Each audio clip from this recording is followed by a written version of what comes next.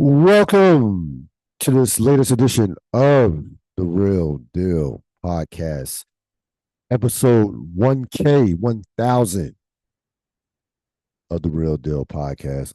We are finally, I feel like we've been counting down this for like 2 years, at least a year. I won't say a year, a year and some change. But we are finally here, episode 1000. I just want to thank everyone, and I mean everyone, who has helped make this podcast, get this podcast to a point to where I can do 1,000 episodes. Whether you're a guest, whether you were a caller when our Blog Talk Radio days, whether you checked me out on, have checked me out on YouTube, whatever, Apple, whatever, Spotify, whatever platform or whatever podcasts are available. Appreciate all of the support. I don't take this number lightly. 1,000, like it's a big deal. It's a big deal. And I actually don't, I remember my 500th episode. I mean, I probably did something, but it seemed me so long ago. But this is big, and I'm looking forward to see what the next 1,000 episodes are going to look like. And by the way, we got some stuff. We got some tea, some NBA tea on this Tuesday. The NBA guys was looking out. Like they was like, all right, Quinn, I already had a deep dive I was gonna do. It was like, nah. Coaches is just losing their jobs. And I'm again not trying to make light of anybody losing their job, but this was a shocker to say the least. We're gonna get right to it. Again, like, subscribe, share. All your support over these last 16 years, now year 17 of the Real Deal Podcast, are greatly appreciated. Mike Malone and Calvin Booth are out as head coach and general manager of the Denver Nuggets. It was announced today. You have so on the scale of like 1 to 20, as far as shock value, this is like to me a 25. Like the Taylor Jenkins was a shock to me. I was surprised by Taylor Jenkins in season. This one, Denver right now is still a top. I'm looking at the standings right now. Denver, they 3-7 in their last 10 games. Their defense, offensively, defensively, they all around they've struggled, but they're still the number 4 seed. They're basically tied in the loss column for fourth. They're just bunched up with a whole bunch of teams between the Clippers, Golden State, Minnesota, Memphis, like all those teams. You have 5 teams with 32 losses. Okay. But even with that said, they have the best player in the world. They have the 6th best championship odds. They had a championship coach. This is a move that I think it reeks internal strife. It reeks desperation. And to me, it reeks really no sense of direction. This is a move that you make. Listen, Calvin Booth was on his way out. He had no contract for next year. Also, all of Malone's assistants were on expiring contracts. So let's keep that in mind. But when you make a move like this, I just don't see a plan. Like we're literally, folks, it's April 8th. The NBA play-in is a week away. And by the way, if Denver is not careful, they could be possibly in the NBA play-in. That's how bunched up the Western Conference is. The Western Conference is loaded at the top. Loaded. Like not only at the top, but really the first, 8, 9, first 8 seeds per se. So this move to me makes zero sense. David Adelman, son of Rick Adelman, will take over as interim head coach. A couple of questions here. The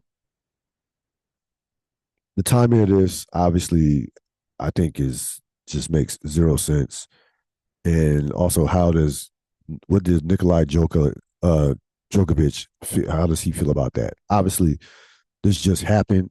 A lot of stuff is going to come out. You heard Stan Kroenke, not Stan, but Josh Kroenke, who's the son of Stan, father stand talk about, you know, culture and uh, happiness in the locker room, some vague shit.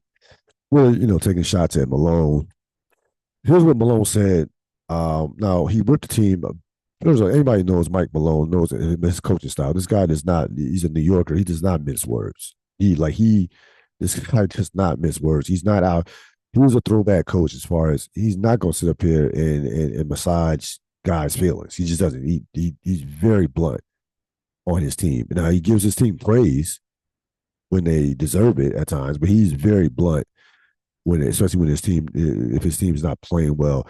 Here's what he said, and I'm not even going to talk about the Pacer. What he said again with the loss of Pacers. Here's what he said on March 21st in a loss to the Portland Trailblazers. They lost 128 to 109. He says, I don't really care. It's not my job to evaluate how they take things. My job is to be honest and sometimes brutally honest. Tonight, it was a brutally honest message. And the guys that are full of shit won't hear it, Malone said. They'll say coach is tripping. That's the short version of it. So, again, this is a guy this is who he is. And maybe, obviously, ownership felt like that, it was wearing on the team. Again, they were 3-7 in their last 10 games. Lost 4 straight. But the bottom line is, and there have been obviously some internal stuff going on with he and Calvin Booth. He wants to play the veteran players. Calvin Booth wanted him to play the younger guys. And but to Mike Malone's defense, only one of those guys he lost you. So you lose Bruce Brown and Kentavious Caldwell-Pope in back-to-back off seasons, right? Those are 2 key guys on your championship team in 23. They have not drafted well as far as developing talent. Like they've hit on one player, and that was Brown from Christian Brown from Kansas, who has had a nice year and has become more than a rotation player. He's turned into a very good NBA player. But other than that, Watson and these other young guys, they're just not any good. And that's just all there's to it. I don't blame Mike Malone. And if you remember, Mike Malone was hot back-to-back years, especially when he lost KCP. Like he was hot about that. And the team does not, you cannot in today's NBA, you got to go over the second apron. You're not going to consistently compete for a championship year in and year out if you don't go into the second apron. It's just not going to happen. Especially when you have a player making a supermax, and they've made some money mistakes. Some of these contracts with in regards to Michael Porter Jr. And even Jamal Murray. Now, again, they won a championship, so you can't go too crazy about that. But those guys, Jamal Murray has not played well this year. Jamal Murray has been, either he's been Jekyll and Hyde. Like he's had stretches where he looks like the Jamal Murray of 2023. He's also had stretches where you forget that he's on the floor. And he's also, has had some health issues. So this team, I didn't think that this team was going to win a championship, but looking at the Western Conference and they just have Joker is just such an impossible matchup. I still thought that they could get to the Western Conference Finals. I really did. Like the Lakers don't match up with Denver in a playoff series. There are a number of teams that don't. There are a couple teams up top that don't match up. Like Houston doesn't match up with Houston, the Lakers. You look at these standings. Can you ever trust the Clippers? He kills Denver. They kill the Clippers in the playoffs. Like they don't have no fear of the Clippers. They of course have no fear of the Lakers. Now again, 2 teams that could give them possibly problems would be OKC, of course, and Minnesota. Like those are the 2 teams that if I'm Denver, that I would be most concerned by. Like, and so you had a chance. Now they're 2 games away from 2 games off the Lakers, but if I'm a top 4 seed, I will take my chances with the best player in the world and with a veteran core in Gordon and Murray that has done it before. Oklahoma City has not done it before. Houston has not done it before. We know the Lakers and we'll talk more about them with OKC and the win on Sunday. But LeBron and Luca playing in the playoffs together, we'll see how that happens. They have no big man; they don't match up with them. So I would not have made this move by any stretch of imagination. If you want to fire, and again, he is the fourth longest 10-year coach, or had been the fourth longest 10-year coach behind Popovich, Eric Spoelstra, and Steve Kerr. And we know these jobs don't last forever. 10 years is a long time. 10 years is an eternity in the NBA and seemingly in professional sports right now. It just is. It just is for the most part. And what you're finding out is, these general managers, these owners, general managers, owners in particular, they're starting to go into that baseball mode of devaluing the coaches. That's where because you look at it all around. Four of the last six coaches that have won championships are gone. Were fired by that team that they won a championship with. Nick Nurse, Budenholzer, Malone, um, Frank Vogel, and Frank Vogel. So only Steve Kerr and the other guy here, only Kerr and Missoula, who won it last year. Of the last six coaches to win championships, only those two guys have their jobs right now with their original teams. So this is where the NBA seems to be going with these coaches. Again, this guy is 2 years removed from winning a championship. He is the winningest coach in Denver history, won a championship, helped Nikolai Jokic develop. Like Jokic was not this prodigy coming out of Serbia. Like this guy was a second round pick. Like the current conditioning, you have to give him credit for way Joker developed into one of the all time greats. You have to. Like you can't sit up here and have it both ways. You can't sit up here and praise Joker for winning that championship with no all star players without giving the coach credit. Period. We can't do this. So again, nothing lasts forever. I understand that one championship doesn't buy you a lifetime job. We see that in the NFL with Doug Peterson and a number of coaches in sports, in NFL and NBA in particular. But the bottom line is, the first question you ask is, okay, if we fire him, who is the better option? What is Plan B exactly? What is Plan B? If you get to the playoffs and you come up short in the playoffs and you want to get if you like come up short minus like if you lose in the second round or the first round somehow, then fine, get rid of him. Get rid of him. Or if you get smoked by OKC in 5 games or get swept, you might say, you know what, we need to go in a different direction. I wouldn't even have a problem with that. 10 years. This is he took us to the promised land. We did Jokers. These are prime Joker years. I would totally get it. Came up short in the playoffs. It didn't get to the finals and win a championship. But doing this now and thinking that it's a good ideal, that this is the best option. I just don't get that part of it. I really don't. Certainly a lot of stuff is going to come out. I'm curious to hear Joker's comments. You hear that there's no way that this move can be made. Some stuff on ESPN. No way that this move can be made without Joker's approval. I don't know if Joker's that dude like that. Is Joker a guy who's having conversations with the general with ownership and general managers and or the team presidents? He's never came off to me as that guy. We've seen we know LeBron, we know Giannis. They're stars for the most part. The Durant's of the world. We know that the majority of the top flight players, top players in the league have some type of connection with the ownership, general man, front office in terms of decision making. Like we know this. I don't know if Joker has never came off to me as being that guy. I don't know. Maybe he is. I don't know. I really don't know. But to me, I don't see how Denver increases their championship odds or their playoff chances by making this move. I really don't. And by the way, Mike Malone will be out of a job for like 20 seconds. Like he can coach. Like he can really name his job next year. To be perfectly honest with you, people will be lined up to get Mike Malone. I promise you, it'll be a matter of not him getting a job, but which one he wants. It's just that simple.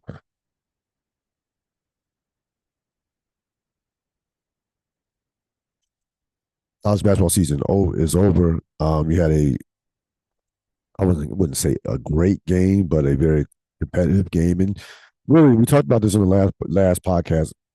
We had been looking for, could this be a year where we got a great Final Four? And I have to say, all three of these games, you know, so you had the Duke game decided by 3 points. The Duke Houston collapse. That was a Duke collapse. Give Houston credit, but that was an absolute collapse by Duke.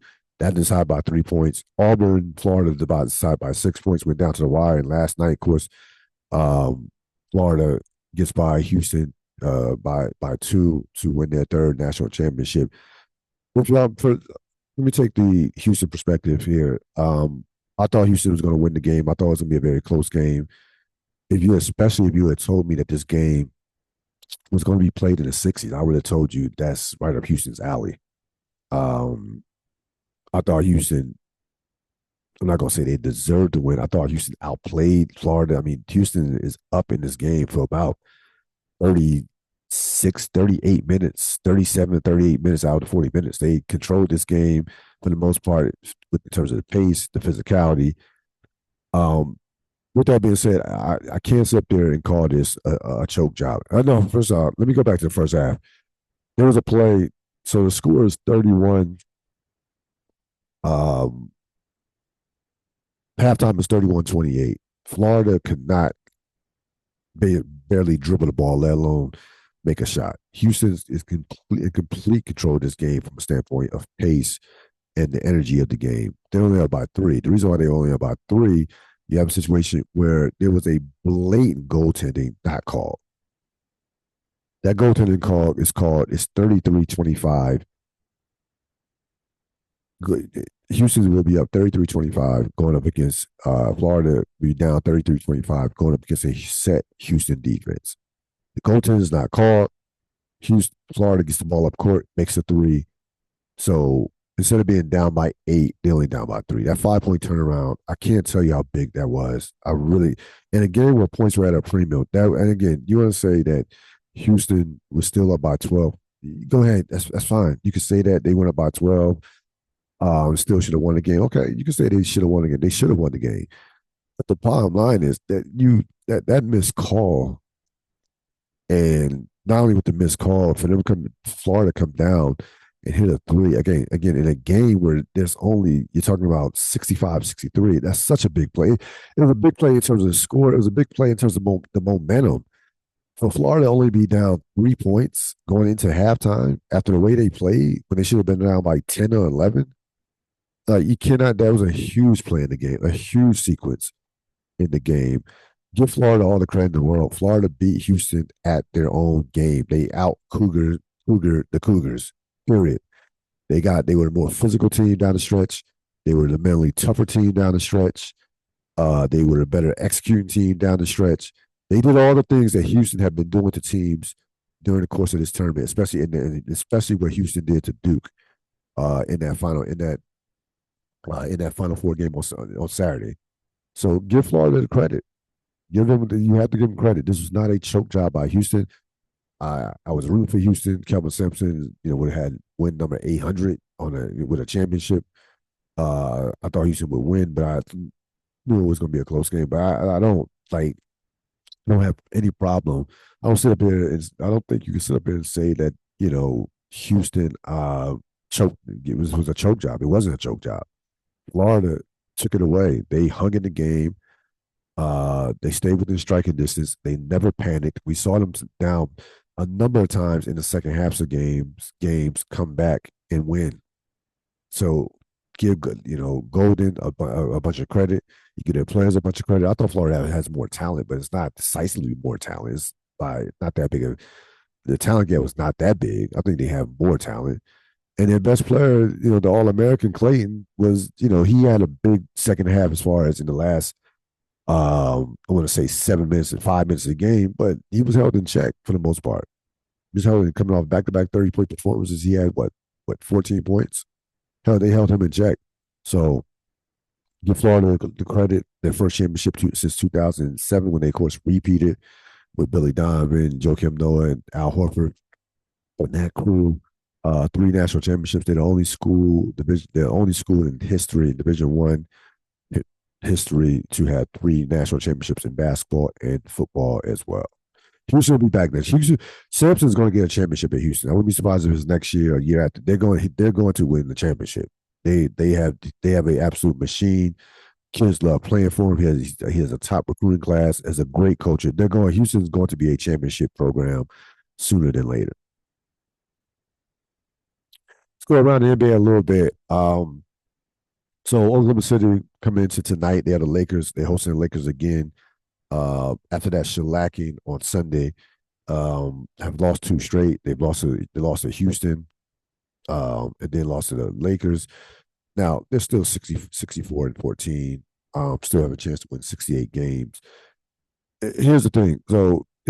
Number one, this game against the Lakers on Tuesday will be a much better indicator than Sunday's game. Sunday's game, the Lakers shoot the ball like it was, they couldn't miss. They hit 15 to 22 threes in the first half, shot 63%, a franchise record for 3-point shots in a half. They end up making over 23 over 23s. SGA only goes to the line, doesn't get to the line at all. Now against Houston as a team, against the Lakers as a team, they only attempted 12 free throws. Against Houston as a team, they only attempted 15 free throws.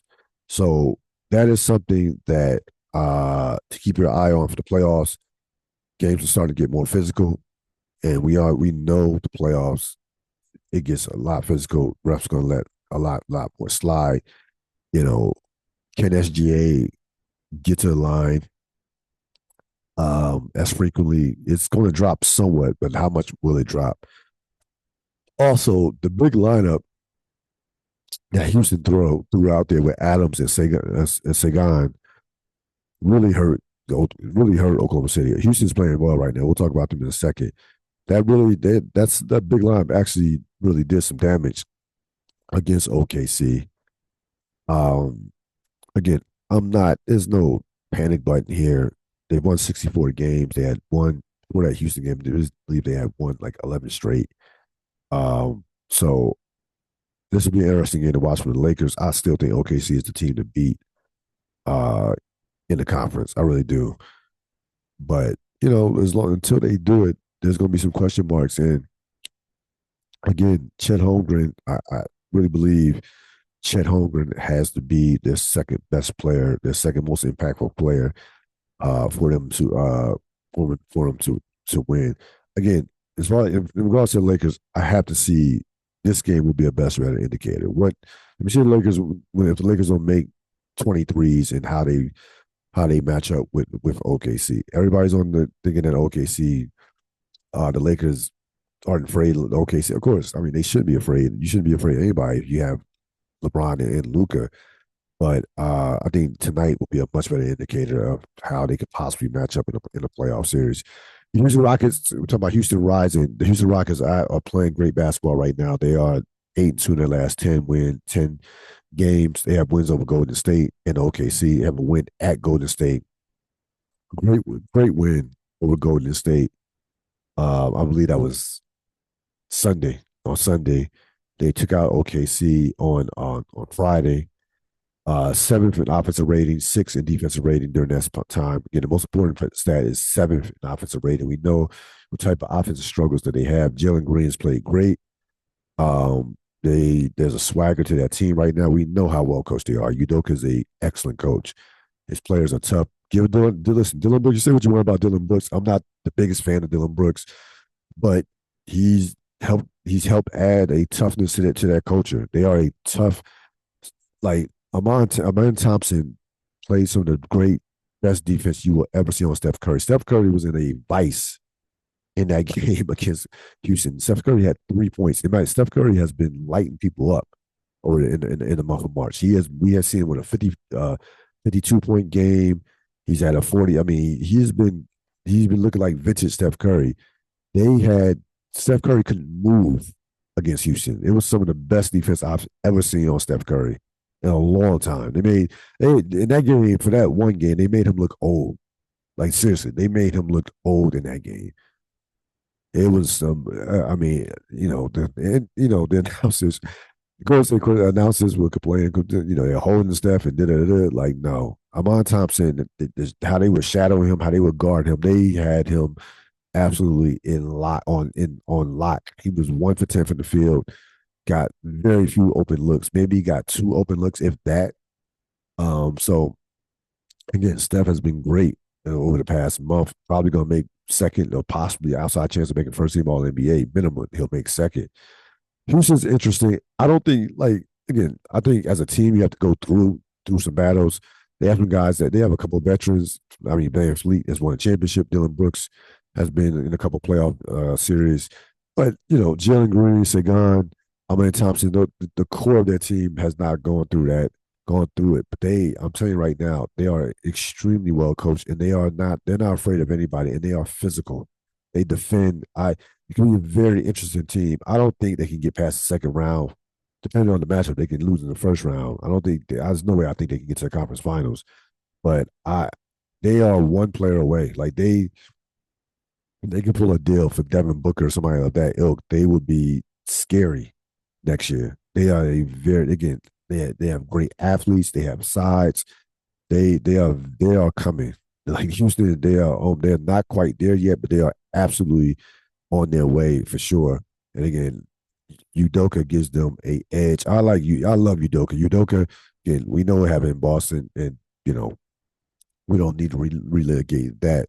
But that guy is a no nonsense, takes no shit from no one, giving smoke to every play. He'll talk shit to LeBron. He'll talk shit to Steph Curry. You want that type of coach with you. He empowers his players. He holds them accountable. That is a playoff coach. That's a guy that you want coaching your team in the playoffs. Your team is not going to fold mentally with a guy like that coaching your team. They might not be good enough from an experience standpoint, late game execution, things of that nature. There's things of that nature. But what they won't do, you're not going to out tough them, and you're not gonna punk them. So it'll be very interesting to watch in the postseason. We run the week is hard candidates. I could have picked a number of candidates, of course, but when you score the most goals in the history of your particular sport, you know, you definitely won the week. Alexander Ovechkin, 895 goals, and counting. He breaks the long record. I mean, this record was, Dresky's last year was breaks Wayne Dresky's record of most goals scored, a record I frankly didn't thought that would ever be broken, to be honest with you. Um, so the most impressive thing about Ovechkin is all time great. We know without question. I think they did a playoff. New York Times, The Athletic, did a ranking of the NHL's greatest players, top 100 of all time. He ranked six. You look at the accolades, you understand why. Not the greatest player of this generation. I still lean towards Crosby, but Ovechkin is like the most impressive thing about him was his ability to suit up and play. You're talking about a guy 16 seasons or more of 73 games. I'll repeat that. 16 seasons or more of 73 games. There are a number of seasons where he played every game, which, like, again, hockey is one of the most physical sports there is out there. Just a remark, just you can count on him being on the ice. This guy never had more than 54 goals. There are a number of guys like Gretzky and Lemieux have had years where they scored 90 goals, 80 goals of that, things of that nature. But he's Ovechkin yearly pumping out 30 to 35, 40 to 45 year in and year out. And he only has 400-point seasons. Lemieux has 10 by contrast. Gretzky has 14. But unlike Lemieux, who I think, for my money, is the most talented player of all time, and you give Lemieux 300 more games, he probably would have been the greatest player of all time. Lemieux only played nine. Ovechkin played 1,475 games. Okay, Lemieux only played 915 games. So that's the difference. That's why one has, Andrew 95 goals, and the other has 690 goals. Um, just ability to stay on, to suit up and show up game in and game out. And, he solidified his legacy 6 years ago or 7 years ago by bringing the Capitals, who had been long, came up short in the postseason. The Capitals had always had some excellent teams, but would choke in the postseason years where they would get over 100 points and have the best record, but it would come up short. But that was all with the rest in 2018 when Ovechkin led them to the Stanley Cup. So he solidified hockey in terms of hockey immortality. Again, passing a record that growing up, again, I was a much bigger hockey fan growing up, watching the Penguins with Lemieux and what have you, and some of the great players that they have, and even early in the early 2000s, Crosby and Malkin than I am right now. But so I just didn't think. I always knew the numbers as far as goals and things and points and total. I always studied those type of stats and looked at those type of stats out of curiosity. I never thought this Wayne Gretzky record would ever be broken. Never. I'm telling you, never. So I'm shocked, not surprised, but shocked that this record would be broken. And he's the perfect guy to do it because you had to play a long time. It's going to be 20 years, and you had to just be consistent. It's not about, again, the most goals he's ever scored is 54, not 60, not 70, not 80, not 90, 54. Starting a new series, as we now have ended have as we are now in our fourth month of the year 2025, that's the 21st century as far as pop culture. So we'll look at whether it's a movie, an album, a series, and for whatever reason, for no particular reason whatsoever, I wanted to begin this segment of this series looking at the year 2000 with Jill Scott, who came out in the year 2000 with her debut release, who is Jill Scott. And this album,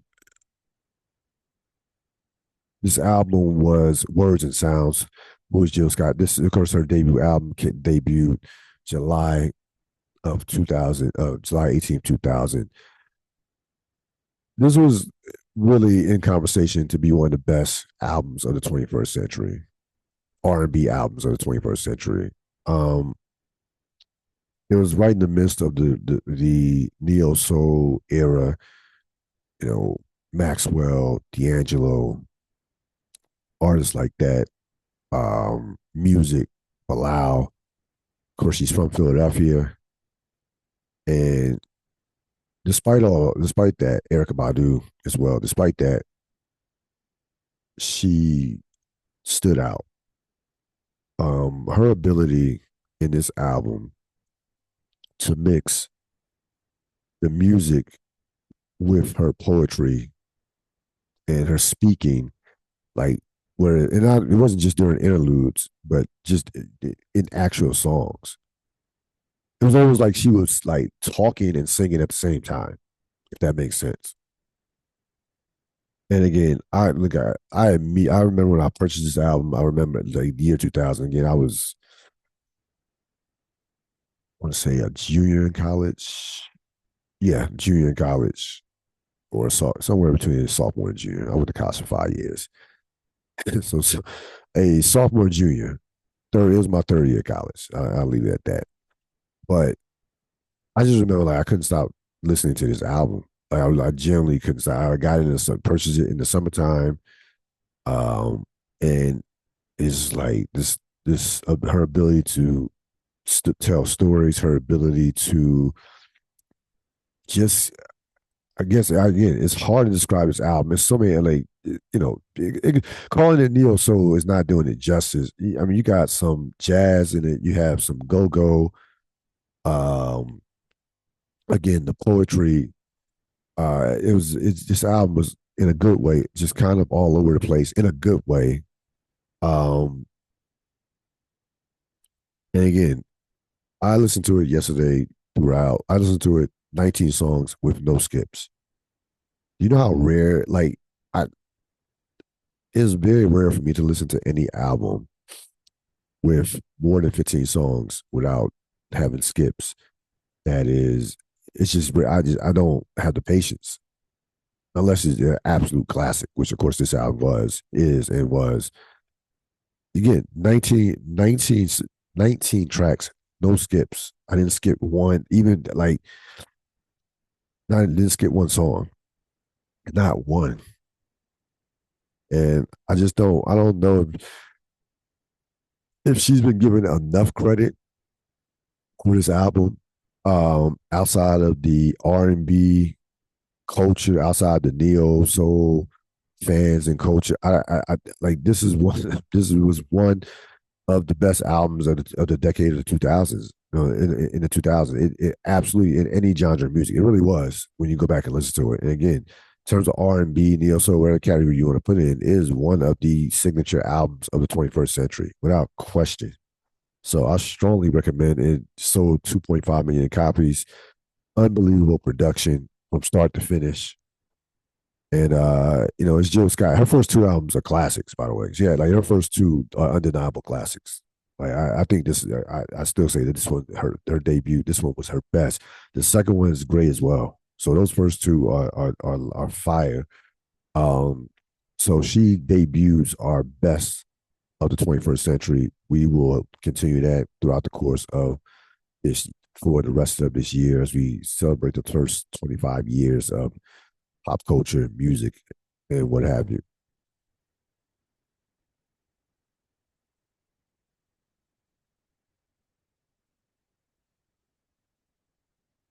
So in terms of real thoughts, listen, I ripped him when he came out and was knocking Dawn Staley for his team, or how their style of play and what have you. He really sounded horribly. He really sounded bad, and it made him look like the game as someone passed him by.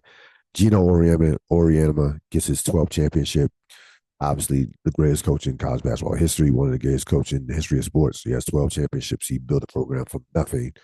Um, they have repeated every year, with the exception of 96 and 2001. They have a four-peat. They have been the gold standard of college basketball for the past, 30 years plus. So 30 years between his first and 12th championship. They absolutely destroyed South Carolina. Handled South Carolina twice this year. Um, and listen, let me gotta be honest here. This is all he had to do to begin with. Like, you go 9 years without winning a championship, but just because he went 9 years without winning a championship, they still were getting to Final Fours. They got to a couple championship games. Um, First loss in a championship game for Dawn Staley. She's 3-1. She'll be fine. She's still an all-time great coach. But you gotta give Oriema, excuse me, credit. Um, Went back to the lab, continued to recruit at a high level, and got back on top. It's not, sometimes you get knocked off. It's not easy to get back on top, especially after 9 years. You go 9 years without winning a championship in any sport, chances are, that's going to be it. Especially the way college sports are moving right now. Um, they absolutely stormed the NCAA tournament. They had one of the greatest point differentials in the history of the sport. Probably ranking with some of their all-time great Connecticut teams. So this is not an all-time great Connecticut team. Connecticut has had a number of undefeated teams. Like, it's like they don't compare to some of the Sue Bird, Maya Moore, some of those teams. Like even the first one that won a championship, Rebecca Lobo, they were 35-0. So they're not. You can't realistically put this team anywhere near those teams. It's not even the point. But getting back on top, you got to give them a crowd. You have to give them all the credit in the world. You think about, coaches that hadn't won it in a while to get back on top. You look at the NBA. Popovich wins a championship in 2007. They don't win their next one until 2014, so it's a 7-year gap. Belichick, wins the Super Bowl in 2004. They go 10 years and don't win it again until 2014. So it's not that often that a coach has a dominant dynasty and has a major, like a long extended gap without winning it and then gets back on top. That doesn't happen that often. So with that being said, Connecticut is back on top in terms of women's college basketball. The men will be great next year as well, and it's going to be a hell of a rivalry with them in South Carolina and Dawn Staley. That Dawn Staley, let me tell you something. This was not a great South Carolina team. Uh, I could make a case that they probably overachieved and get into a championship, but Dawn Staley will absolutely be back and will win multiple championships. Like that, she is as competitive of a coach as you can find.